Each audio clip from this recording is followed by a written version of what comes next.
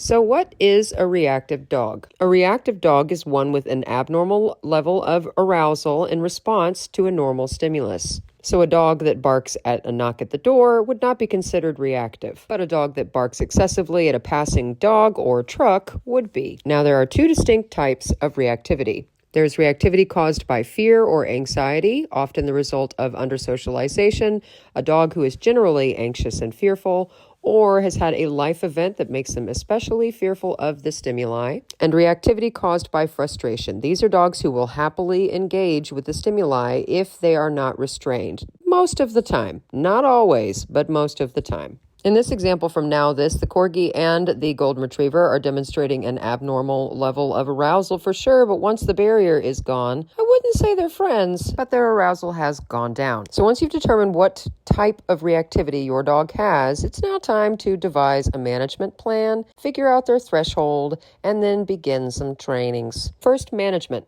Management is a critical piece of any reactivity training plan. Your dog must stop practicing the reactivity in order for it to improve. With a fearfully reactive dog, every time they go over threshold and react to a trigger and the trigger leaves, it reinforces their reactivity. This makes it more likely to happen again in the future because reinforced behavior will be repeated, whether we like that behavior or not.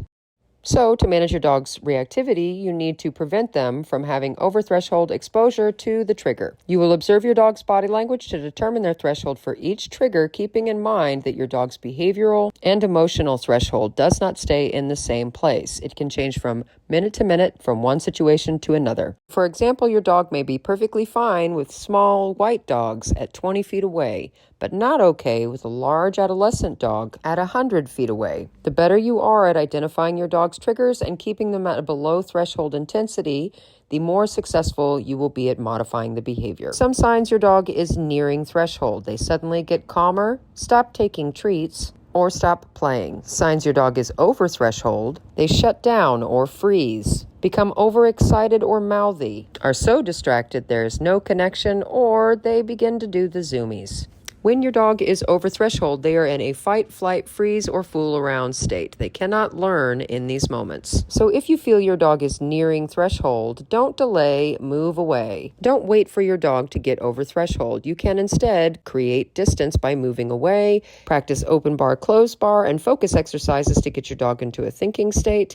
And if you have to, just leave. Better safe than sorry for all.